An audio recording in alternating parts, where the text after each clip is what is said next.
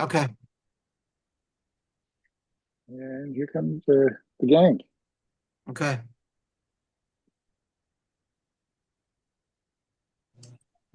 Hi, everybody. Hello, hello, hello. Welcome back. Hello. Hi. Happy Thursday. Happy Thursday. Got here quick. Thursday. Yeah, Ed and I were just talking. We're over here in on the East Coast. We're enjoying a very good Phillies season right now. They were in a little bit of a slump, but Phillies won last night against the Marlins, and then looks like they're already four scores ahead. I just stand there. For those of you who are keeping track of the Philadelphia, In the house? Did you decide on the floor? What are you doing? I'm just going to mute a couple of you guys here. As per usual, no offense, nothing personal, but I'm getting some microphone bleed coming through, and I want to make sure that we can all hear. Ed you guys all know Ed. He's on tonight, and he's going to be moderating in place of Bree. Bree's on vacation. So Ed is going to be fielding your questions over in the chat and handling some of the tech stuff too. Hello, everybody. Ed is a wine expert in his own right too. He knows a lot about wine. I've done a couple of events with him. We have a good time together. Yes, we do. Yeah. And from what I understand, Ed, I don't know if you know this or not, but you may be hosting in October. Oh, really? Yeah. I found out that I'm double booked on the 17th of October for our wine tasting that night. So I think you may be taking the helm for that night. Well, I'm glad you gave me a heads up on that. Yeah. Yeah. Well, I just remembered today and I spoke to the powers that be and I said, I totally forgot I'm booked on the 17th of October. So what do we want to do? And Julie said, let's get Ed in there. Cool. Okay. Yeah. So there it is. I broke the news to you live on TV. Okay. As to be expected in the summertime, we have a smaller group, nice and intimate, which is great because it gives us more time to talk and to interact with each other. And as you know, we are going to be drinking some Syrah tonight.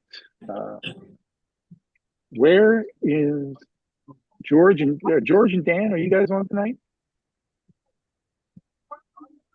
No.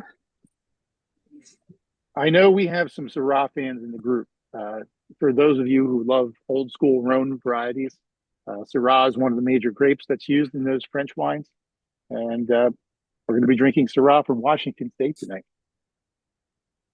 Well, Mark, What? I Yeah, was go just ahead, going to please. say, Syrah is one of my all-time favorites, and Red Mountain is one of my all-time favorites. So this is going to be an awesome tasting for me. Yes. Yeah. Have you tasted the wines already? We have. We cooked a bone-in pork chop that was phenomenal with each wine. So I already have some opinions, but yeah, really looking forward to hearing you guys and experiencing the rest of the evening. Okay. Well, sit back and let me take the wheel and I'll do some driving and then we get to taste some wine.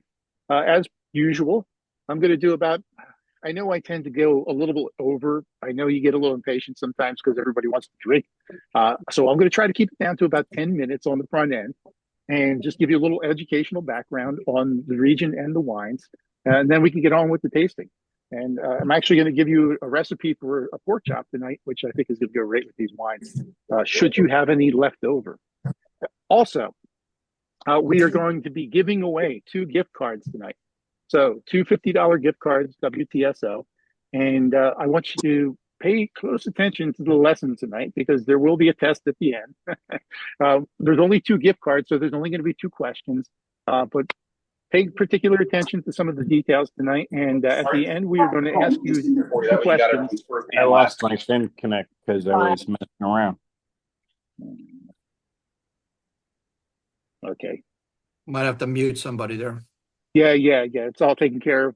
as I was saying, so there will be two questions somewhere along the lines of tonight, and the winners, or actually, what we're going to do is we're going to answer the questions in the chat, and whoever's at the ready and the first person to answer correctly, they will be the winner of the one of two gift cards tonight. Cool, which is always a good thing. $50 in the pocket can't hurt, especially when it goes to buying delicious wine. Sophia, Cool. your pizza thing is delicious. But it's kind of full soggy in the middle. What Another is one it? of the food recommendations I was going to make was pizza too. Syrahs is a great pizza wine. Okay, without further ado, let's get on with this so that we can get to the tasting part. And I'm going to share my screen, and I'm going to give you the location tonight where we're going to go. I'm going to give you an overview of what the Red Mountain area is like, and then we're going to talk about the Syrah grape very quickly. And I hope to do that in about 10 minutes time.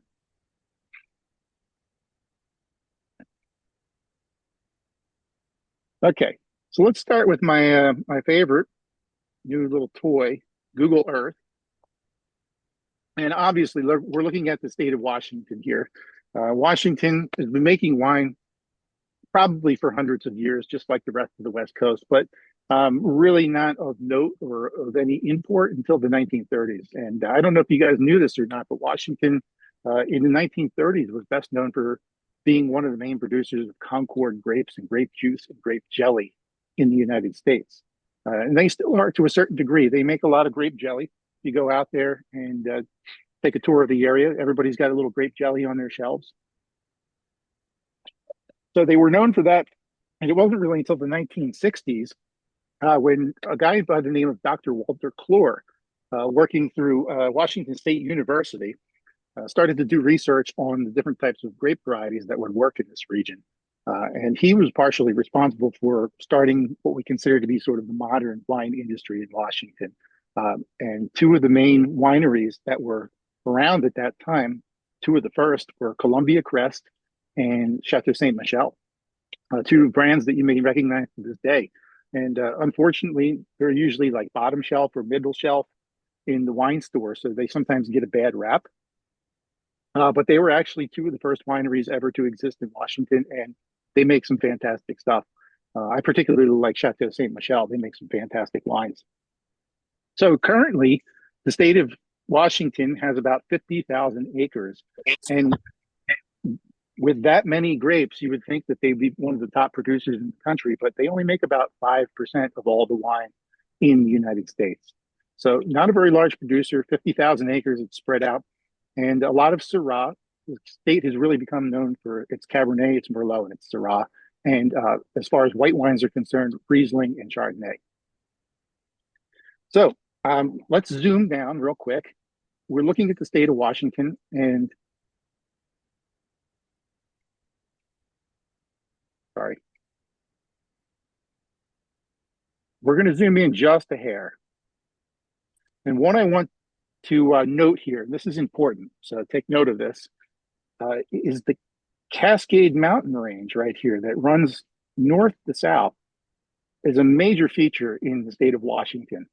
If you notice, everything to the west of the Cascade Mountains is green. You know, we have Seattle, we have Tacoma over here, very verdant, it rains often. But once you get over to the east side of the Cascade Mountains in what they call the rain shadow, it's virtually desert over here. And for those of you who have visited the state before, if you've ever driven to east over the Cascades or through the Cascades, once you get over to the other side, it's brown.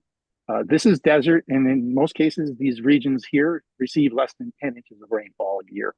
In the one particular region that we're going to tonight, Red Mountain, sees about 7 inches a year. So this is, for all intents and purposes, this is desert.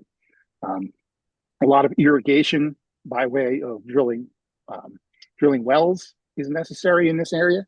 And also they receive a lot of meltwater or rainwater that comes off of the Cascade Mountains. So that's something I wanted to make sure that you took note of. Cascade Mountains play a very important role in Washington's wine industry. Now let's zoom in just a hair more. We're going to the region that we're going to be looking at tonight and we're going to be tasting from. This is the Red Mountain District, right around a small town called Richland. And if you'll note over here to the west, this little ridge of mountains here, this is Red Mountain. This runs northwest to southeast. It faces north and due south on both sides of the range. Now I'm going to zoom down in so we can get a better look at where we're going.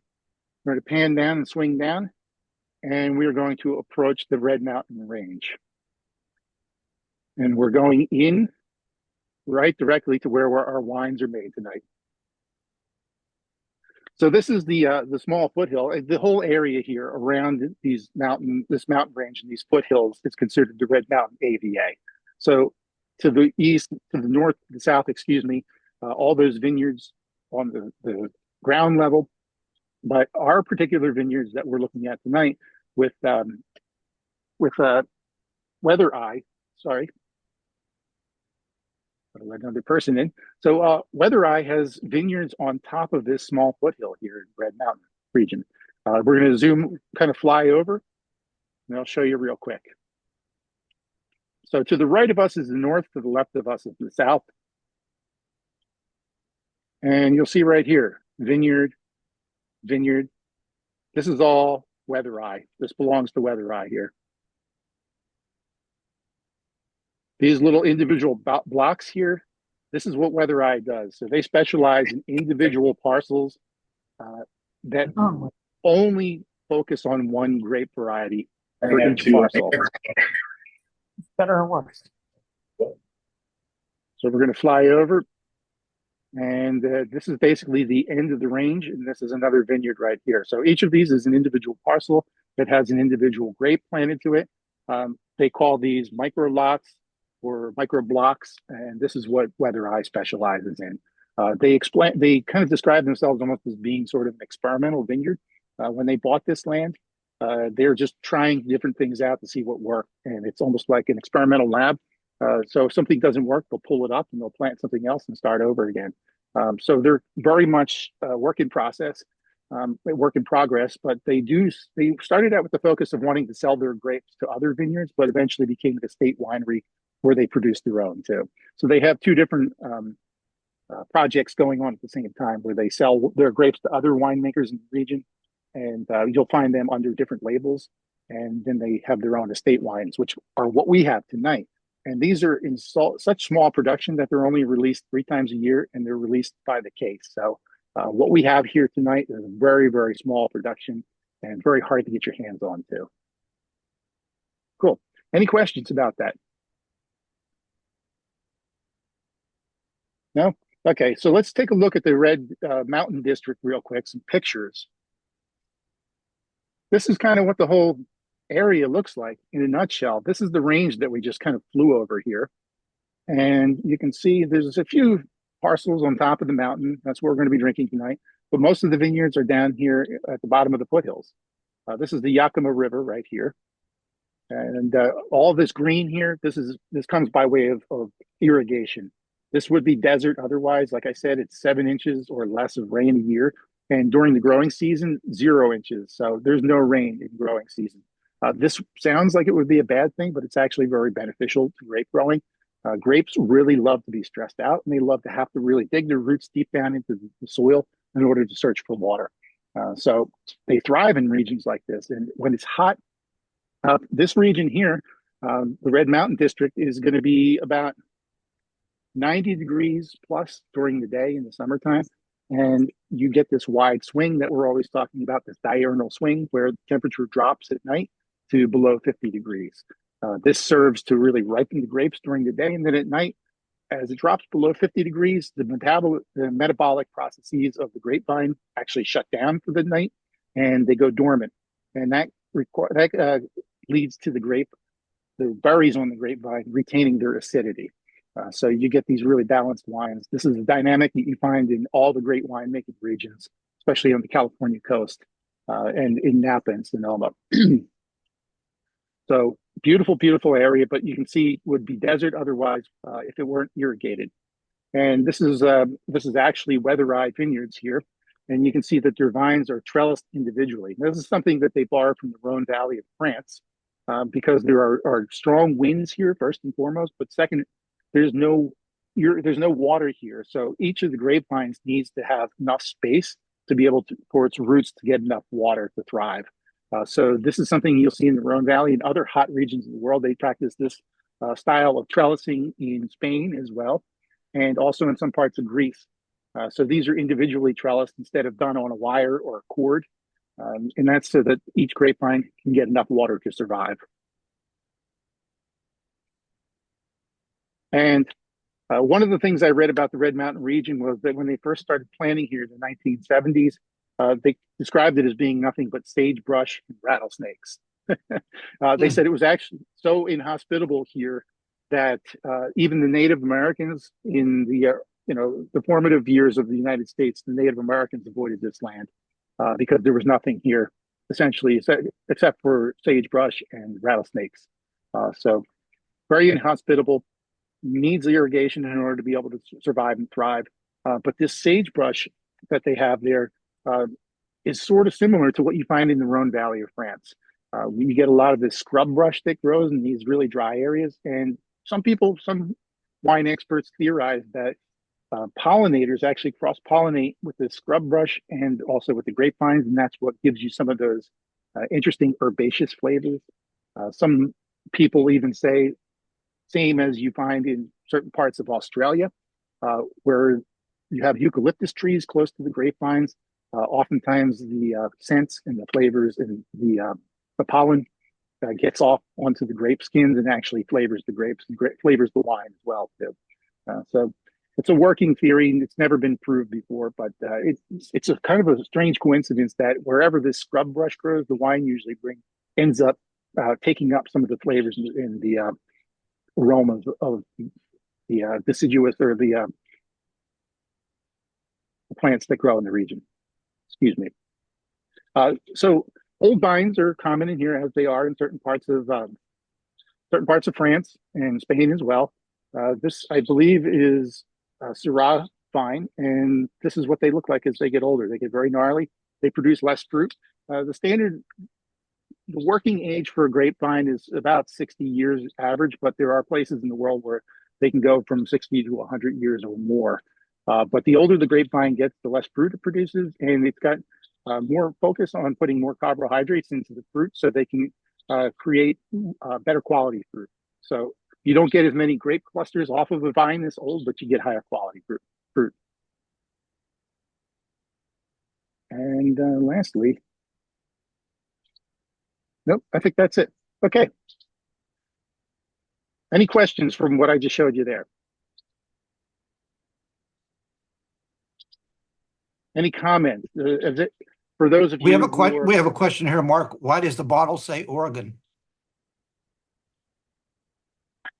Because it was probably bottled in Oregon. Yeah. The winery is located in Milton Freewater, which is southwest or southeast of the Red Mountain District.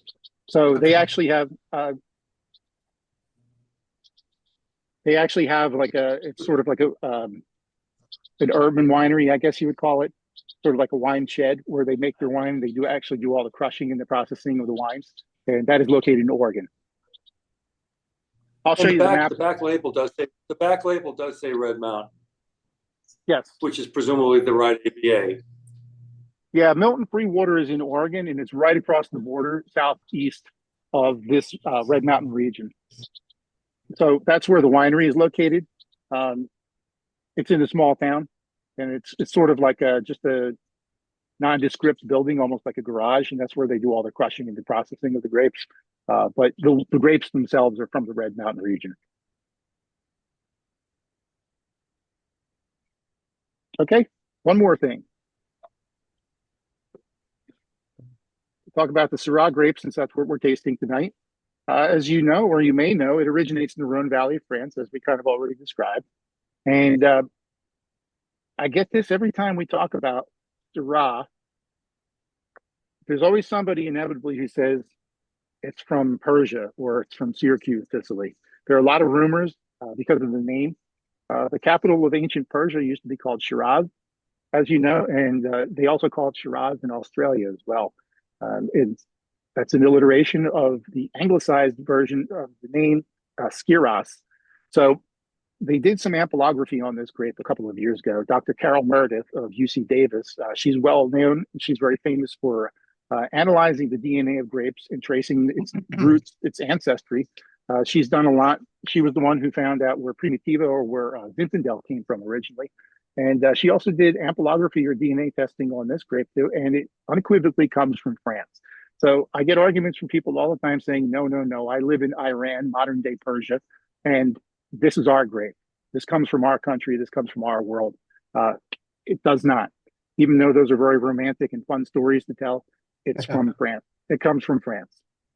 And it's famous for being in French wines that you may know, like Hermitage. We've had an Hermitage before. Côte Rôtie and Saint Joseph in the northern part of the Rhone. Very high in anthocyanins, so it's good for you.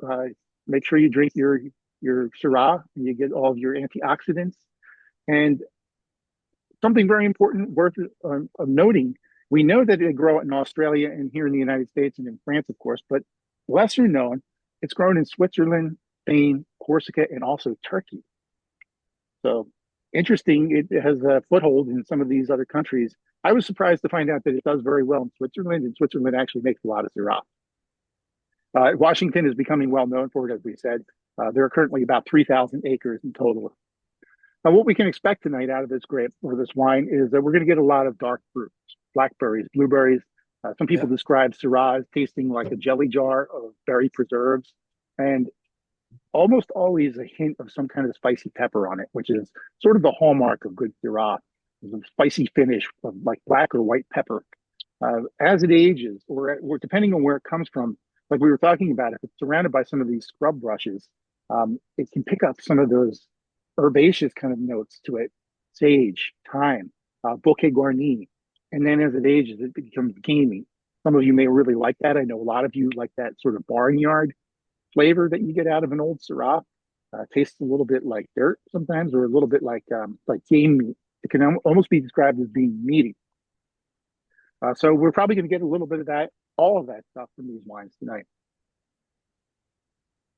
All right, that's it. I hope that wasn't too much for you, but if you have any questions, let me know now before we get started on the tasting.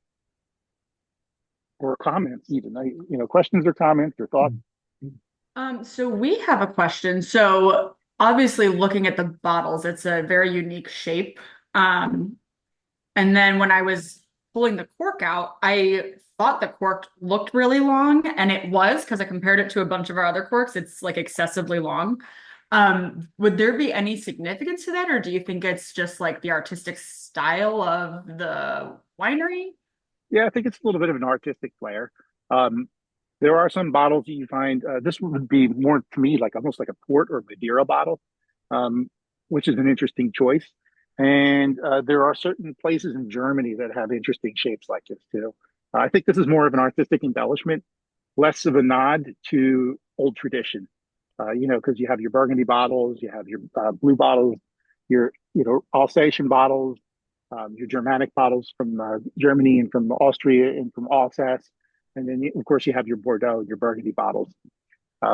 This is not following tradition. I'm not really sure what the intent here was, but I think it's just artistic flair, like you were saying. Yeah, those are some long corks. Yeah. Yeah, I was pulling one out earlier, and I was almost afraid I wasn't going to be able to get it all the way out. I thought it was going to break off at the bottom because it's so long. Mine did break off. Yeah. If you wrench it the wrong way too soon, before you get it all the way out, you're going to break the bottom off that. I think, who else did we do earlier? We were doing some Rutherford Cabernets a couple of months ago, and they were using corks like this as well too. So, yeah, I don't think there's any real reason for it other than just value perception to the consumer. Especially if you're in marketing, these are rather expensive bottles. These are a little bit more up there. So yeah, usually consumer wants a little bit of a bigger value perception when they're buying a wine like this. So yeah, fancy. Cool. So we're going to start with the 2020. This is normally what I do. I usually go young and then we go old. Not that either one of them is particularly old, but one is older than the other. So I'd like to go for the young one first, and then we can see with the older one, maybe if there's some changes over time. So if you don't already have two glasses ready, might be a good idea to grab them. I'll give you a minute to do that because you're going to want to taste these juxtaposed. You're going to want to see them side by side, definitely, so you can see the difference, what a difference 1 year makes. For all intents and purposes, these wines were both made similar production styles and standards. They were both treated in partial new oak, but mostly neutral oak. So there's not going to be a lot of oak in here. And they were aged for 18 months. And they're both picked from the same lot, too. So let's start with the 2020. I would show you the label, but they're both the same exact label. So that's not going to help.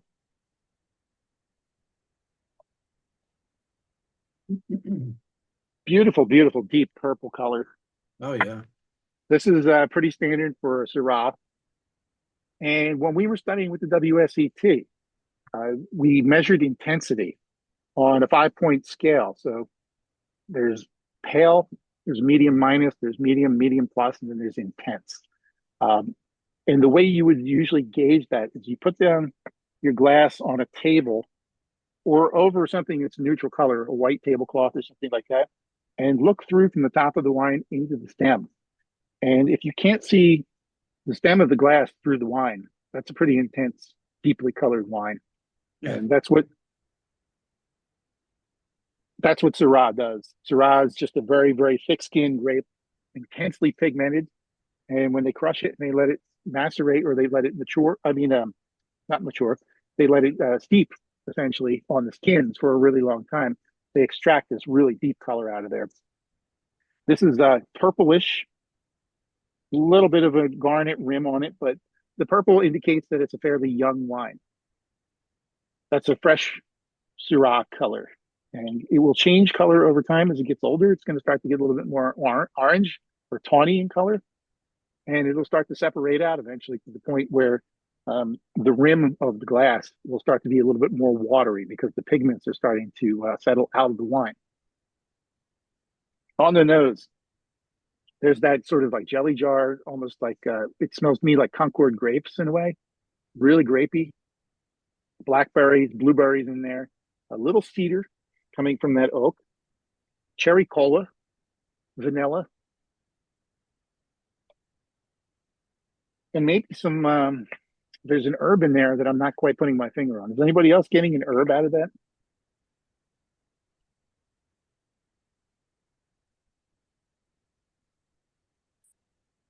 I think I described this one when I was doing my tasting notes, almost like a French bakery. It reminds me of, it smells like buttercream icing and freshly baked scones and donuts, almost like that sort of like confectionery sugar. Buttercream icing, blueberries. Wow. Definitely blueberries, yeah. Yeah. Yep. It's pretty tannic. That's all coming from the grape. And it's also very acidic too. So you notice when you drink the wine, your mouth salivates. That's pretty standard for a Syrah that grows in an environment where you have these really hot days and these really cool nights. So they're going to be very acidic.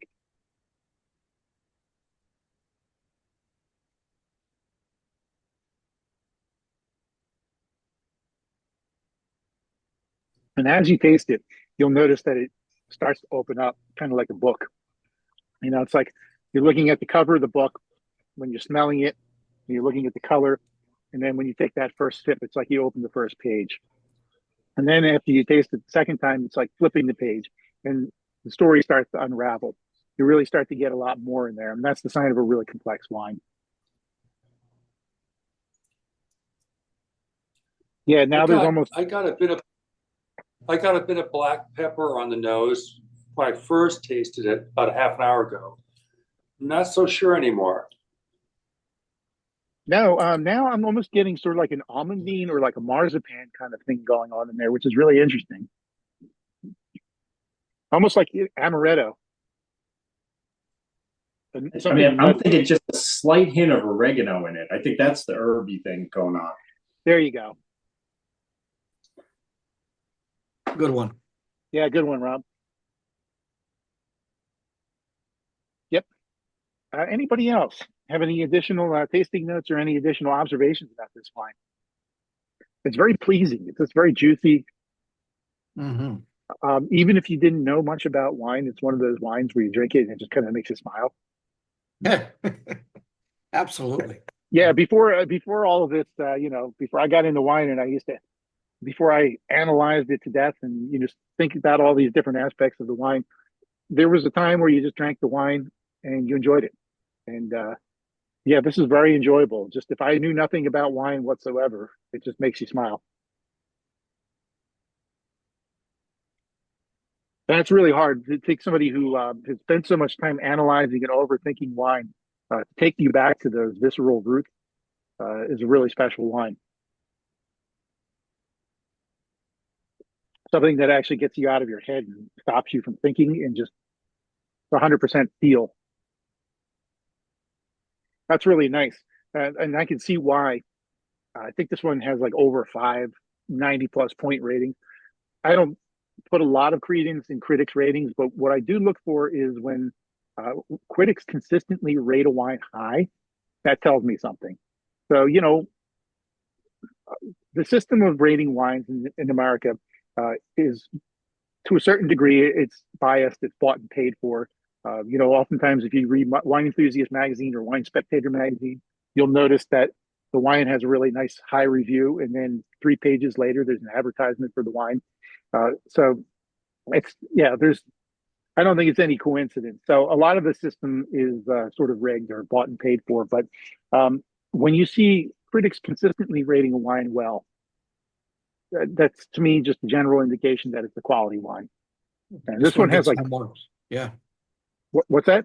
I said this one gets high marks across the board. Yeah, I think, is it this one got like 97 points from International Wine Review or something like that? Yep. Yeah, 97 is that's a nice score. Wine Advocate 95, Jep Dunnick 96. Yeah.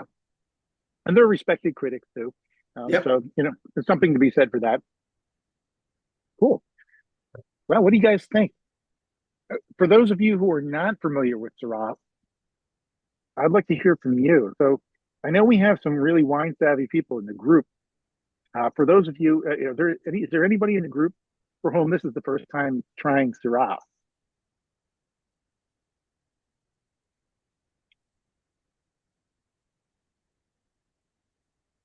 No? Okay.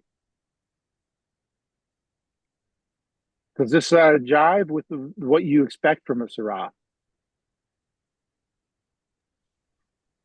Yeah, I think it's excellent. I usually find Syrah a little bit jammy. This one's quite mellow. Still got a lot of flavor, juicy. Definitely getting that kind of cherry cola juice you talked about earlier.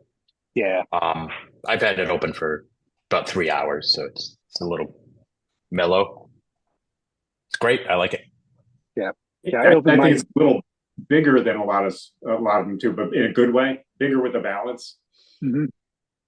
Yeah. This is 15% alcohol, so a little, got a little more punch to it than what you're going to find in the Rhone Valley, and that probably comes from the hot days. It's pretty hot there in this particular region. So beautiful wine. Do you guys want to go to the next one first, or do you want to talk about food pairings? Well, let's do this, shall we? Let's give away the first gift card.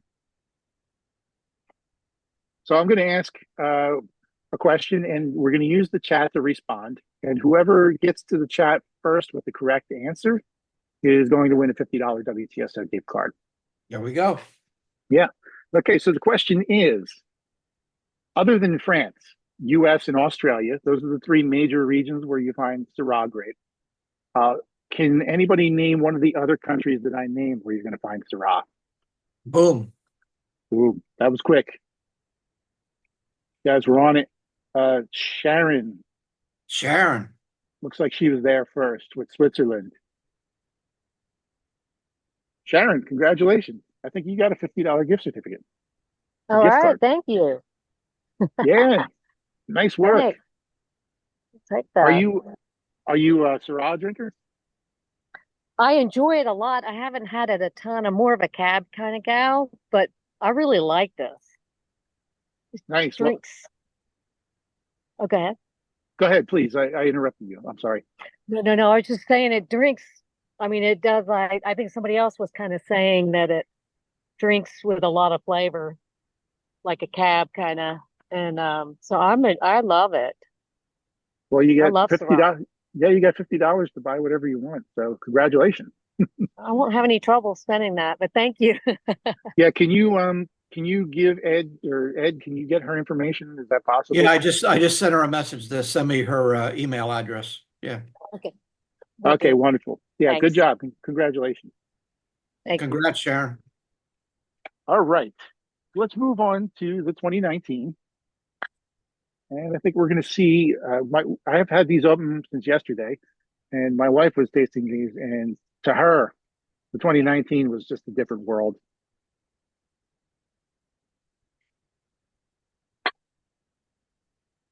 Now we find that same intensity of color, but this one kind of a little bit more garnet colored. There's some purple in there still. It's a young wine, make no mistake, but there's definitely a little bit more age showing on the color of the wine. Ooh, and on the nose. To me, a lot more herbaceous. I'm even getting a little, almost like bell pepper or something in there, like a little peppery kind of quality to it. But this one has definitely got, what is that? It's almost like bay leaf. Yeah. And then, of course, there's that blueberry and blackberry. This one, without even tasting it, it smells a little bit more lean, not as juicy. It's less fruity and it's more herbaceous. And it's interesting because Weather Eye, if you remember that flyover graphic that I was showing you guys, we were looking basically northwest. Everything to the north was facing north. They said that they like to experiment with their vineyards on the northern side of the Red Mountain, where it gets less sun exposure, to bring out. I think they described it as less fruity flavors.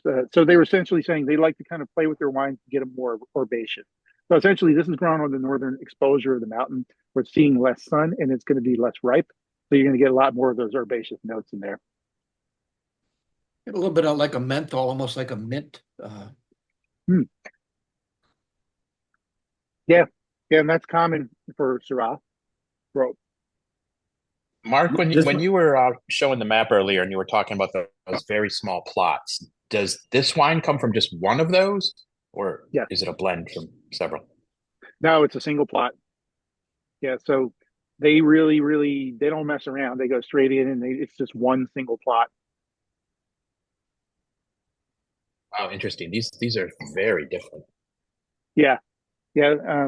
My wife is, she's fairly savvy after spending years and years hanging out and drinking with me, but she doesn't care about it at the depth of the level that I do. So I appreciate her top of the line analysis of the wines when we share them together.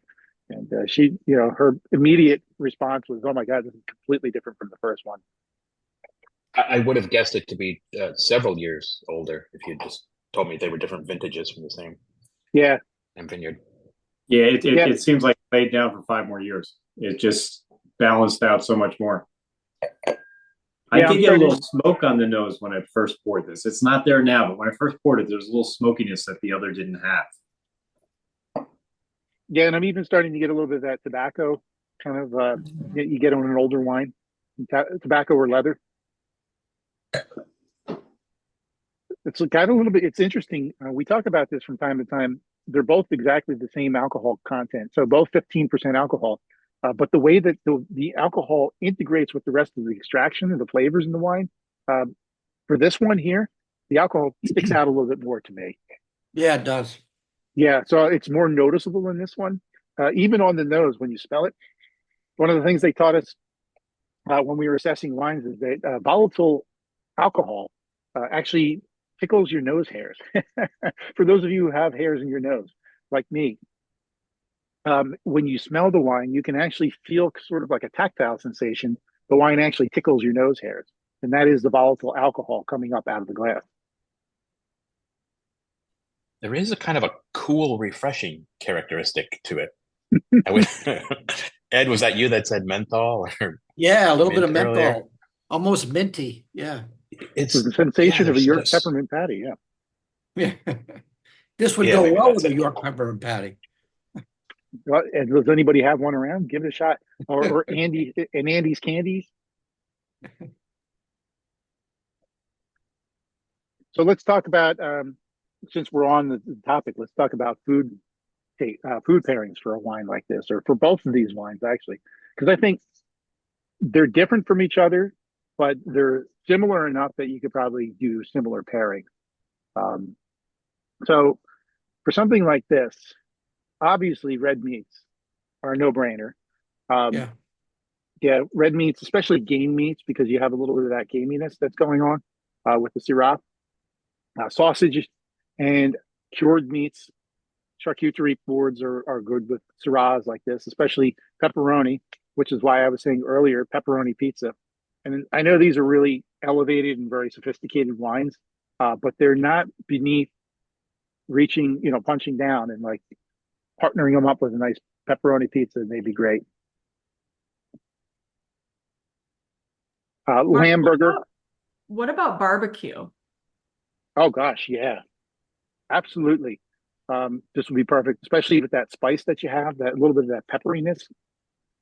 These would be great with like ribs, with like a dry rub on them. I would even say like barbecue pork, like good pork loin. Yes. One of the members of my previous wine tasting group, she was the national sales manager for Domaine Serene, and she used to have an annual bacon and cote roti party, and everybody had to bring a bacon dish. It could be dessert, main course, appetizer, whatever, but you had to bring a cote roti or a Syrah, because that would be the ultimate pairing, would be, bacon or a pork dish with a Syrah. And it was just epic every single year. So when I think of Syrah, I can't help but think of pork. Yes, it's not Whether it's intuitive. barbecue or... Go ahead. Yeah, it wouldn't be your first guess for a wine like this, but you're absolutely right. Pork would be perfect with something like this, especially barbecue. And God, bacon. How did we miss that one? How did I miss that one? Everything goes better with bacon. I would do a lamb burger with bacon, and I think that would be sublime. For those of you who don't eat meat, I would suggest root vegetables, especially, as we're approaching root vegetable season. This would be great with your sweet potatoes and your turnips, potatoes even. I saw a recipe today for fingerling potatoes with lavender, culinary lavender. Has anybody in the group ever used culinary lavender before?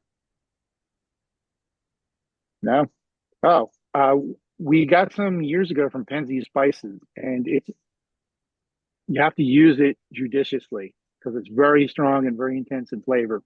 But it goes great on pork, and it goes great on poultry as well too. I've also used it with in goat cheese. Putting a little bit in with goat cheese and some herbes de Provence with some olive oil. It's good. Oh, that would be perfect. Yeah. Yeah, culinary lavender seems a little off-putting, a little strange for people who are not initiated, but once you try it, it works well on poultry as well too. So roasted poultry and roasted pork, and that's what I wanted to share with you tonight. I'm going to put this in the chat. I have a link for a recipe for a sage and lavender pork chop. Nice. Very nice. Yeah. Easy to do. You can riff on it if you want, all you chefs in the group. You can improvise on this as you see fit, but that sage and lavender in there, use the lavender judiciously, but it's going to be perfect with wine like this. I would do it out on the grill, get some sear, some char on that pork chop, and I think it would be perfect. You could even go dessert with a wine like this, believe it or not. You could do honey. I've had honey that's flavored with lavender before. So you could do some honey and lavender over ice cream, or even like creme brulee would probably be really good with this, and with a little lavender on top of it. Hey, Mark asked a question here. Does culinary lavender differ from lavender? It's yes, I think there are certain species or certain varieties of lavender that are edible, and others are probably not. So usually, I don't think you can just go out to your garden and pick lavender. I think it has to be a certain type. I'm not sure of that though, so don't quote me on that. But yeah, you might want to check that out. Hey, Mark, at our bacon and coat tea party, one of our favorite desserts was chocolate covered bacon. Oh, Literally cooking bacon crisp, dipping it in chocolate, and having it with your Syrah. I'm telling you, it will change your life. You're killing me, man. Yeah, you're killing me too. Yeah. Oh my God. Yes. Yeah. When I was looking at, I was looking at another. I think it was like a flan with lavender and caramel over top of it, and that would probably be great with a wine like this as well. A little scoop of vanilla ice cream on top of that too. Oh man. So I'm not a big dessert guy, but something like that I could definitely go for. But the bacon, man. Ooh, doggy. Yeah, that now you're talking my language. Okay, let's do one more giveaway for one of the cards. Shall we? This one, once again, whoever gets to the chat first with the right answer is going to be the winner. So the question is, what mountain range makes the eastern part of Washington into a desert? Ooh, and you guys are on that. Let me see. We got Tom and Alicia. Looks like you guys are the winners. Cascade Mountains. I feel like this is almost like when you're trying to buy tickets. Go us. Go us. This is the last time I'm doing this with an iPad. I need a keyboard. Well, I'll tell you guys, you were first to the punch, though. You guys, you were quick on that iPad. I feel like this is like buying tickets on Ticketmaster, man. Like watching everybody get in front of you first. Congratulations, yeah. Use it in good health, and Ed will DM you guys privately so you can get your information, so you can make sure to send that to you.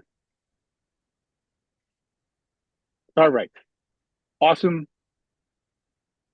We're kind of rounding third base, and we're coming into home here. Do we have any questions or comments? Do you guys want to talk about anything, or you have anything that we didn't cover that you want to know about?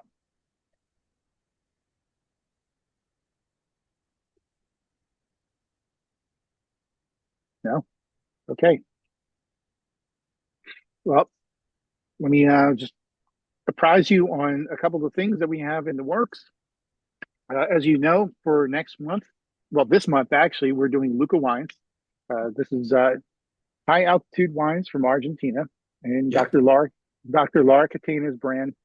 Catena being one of the most famous families in the Mendoza, Argentina region. They've been there since the 1920s, and we've had her on for a prior tasting, and she was fantastic. She was stuck in an airport at the time, so it was hard for us to get full focus on talking to Dr. Lara Catena, but she's going to be on with us next month for the tasting, and we'll have her full attention. You guys will get to talk to her, learn about the wines, learn about the region. These are some really beautiful reds. We have a Malbec, we have a Syrah, and we have a Bordeaux style blend. So if you're into your big reds, September is going to be a great time for us to crack those open and taste those together. Then next month, we have 3 different regions of Pinot Noir. You Pinot Noir lovers, that'll be perfect. I think we got one from Burgundy. We have one from South Africa, believe it or not, which is really interesting. And then one from Oregon. That's going to be a fantastic tasting. Then we are going into the cooler months of the year. And as you would expect, we're going to go big. So we're going to do Napa Cabernet for October. We're going to be doing Amarone della Valpolicella in November. And to cap off the end of the year, we're going to be doing Champagne. Just in time to celebrate another year on its way out. Geez. Any thoughts about those or anything you guys would like to see as we go into next year, or as we talk about looking at next year? Anything you would like to talk about or see featured in these premium wine clubs? We're thinking about getting some more guests in. Like next month, we're going to have Dr. Laura Katina. She's going to come in and kind of guest with us. If that's something you guys are interested in, I'd like to know. I mean, do you think that it would be interesting to you for us to have some of the winemakers on in the future so we can talk to them? Yes, definitely. Yeah, cool. Yeah, definitely. I liked when she was on. It's always fun to have someone talk about their craft. I agree. Yeah, and I actually wanted to get the guys on from Weather Eye tonight. That would have been fantastic. Wasn't able to get in contact with them, but in the future, I think it would be interesting to have the people on who are making these wines whenever possible. And if there's any other guests or ideas that you guys have for these tastings, we're always open to ideas. So we'd like to hear from you. Feedback is always welcome. And it doesn't have to be right here, right now, of course. All right. Well, it's been another fantastic night. We had some amazing wines. I'm going to finish this off by sharing our usual poll and quiz, just to see what your favorite wine was. Which one did you like the best tonight?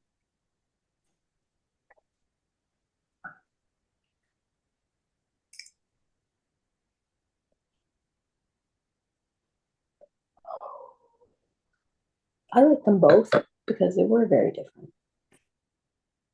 Yeah, I should put a both category in there too.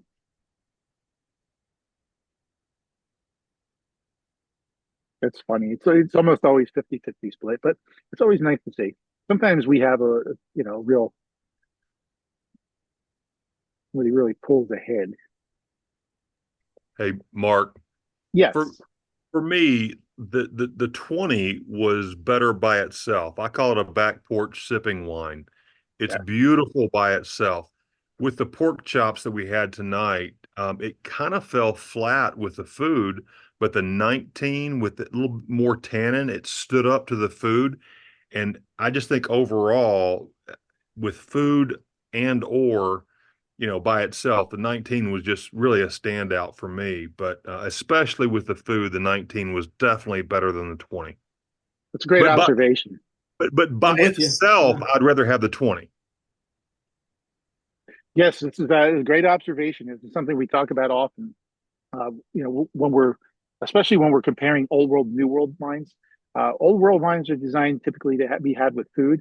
New world wines are designed to be more had on their own.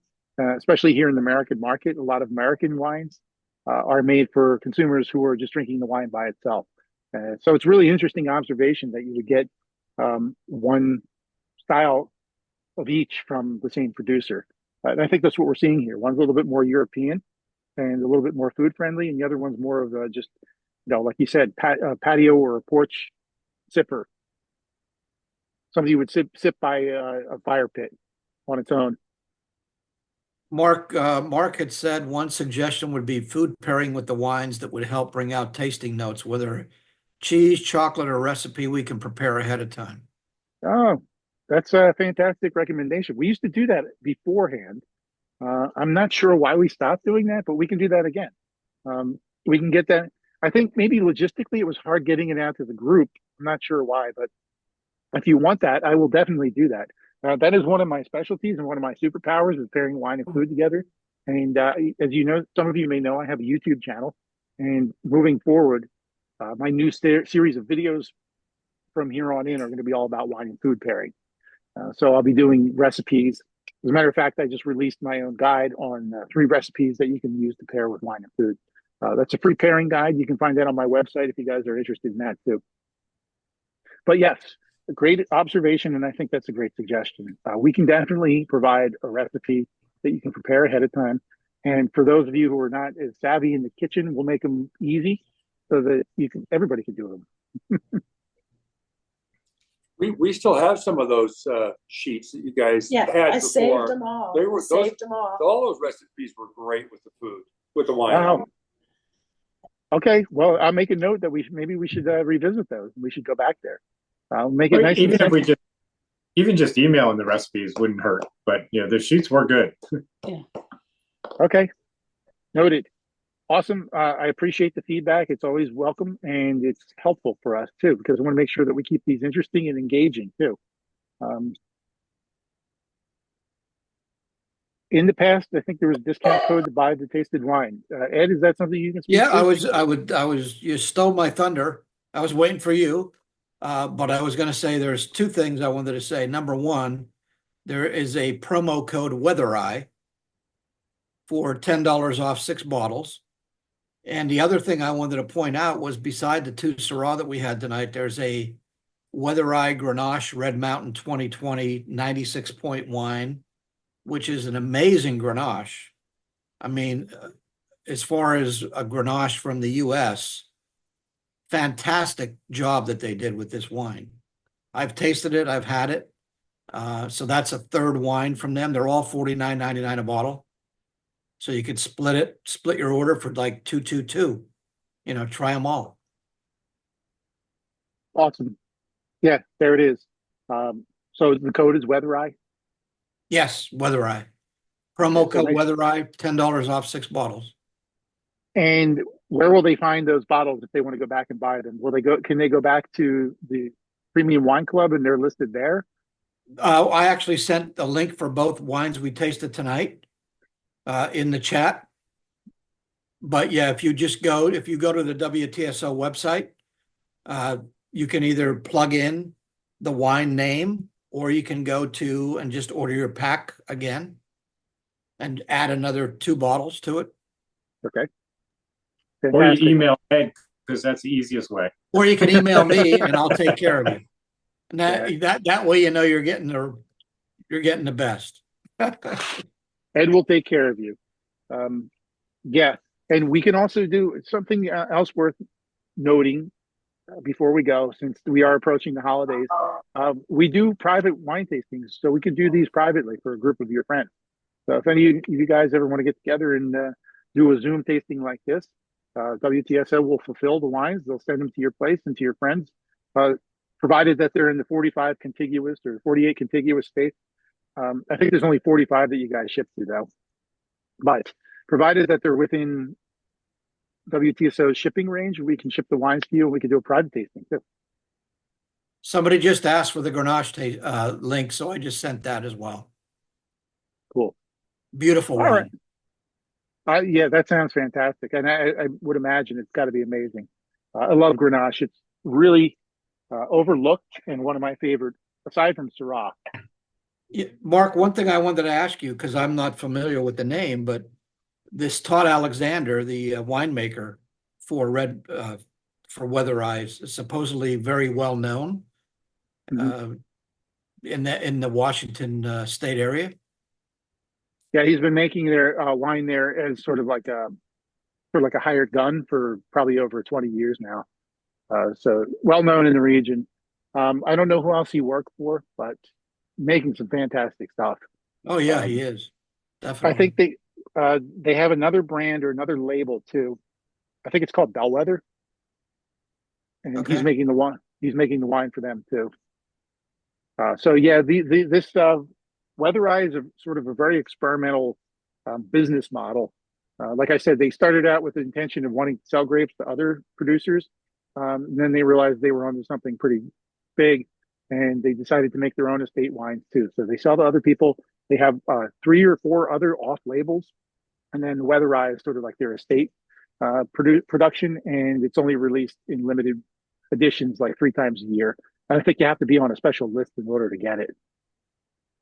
So yeah, we're really lucky to have been able to taste these. Absolutely. Hey, Cool. Mark, I've got a question. Yeah, sure. One of my other favorite vineyards there in Washington is Cold Creek Vineyard. And you had mentioned earlier Chateau Ste. Michelle, who used to make a Cold Creek Vineyard cab, which was absolutely fantastic. but you don't find a lot of Cold Creek Vineyard wines out there. Do you know anything about that? No, unfortunately, I don't. I have to say. Well, if you ever see Cold Creek Vineyard on a wine bottle, buy it. It's amazing. Yeah, I'll look it up after we close out here. I'm interested. Is it another AVA? I don't think so. But it's in Washington State, and it's just I was turned on to it from Chateau Saint Michelle, but I've had it from other wineries as well. But it's absolutely amazing. So anytime I see Red Mountain, I buy it no matter what it is. Anytime I see Cold Creek, I buy it no matter what it is. And it never disappoints. I'll make a note of it. Fortunately, I'm not familiar with it. I think you stumped the wine guy tonight. So thank you for sharing. I'll make a note of it and I'll be sure to look it up. I'll be ready for you next time. Awesome. Thank you. All right. Well, listen, thank you so much, everybody. If there's no more questions, we have a nice hour here. We can go check the Phillies game out and see how they're doing. Yeah, right we now. can check that. We can definitely check the Phillies game out. Yeah. Yeah. Hopefully they still got a good lead. And it's been, as always, it's been a pleasure. So thank you so much for joining us.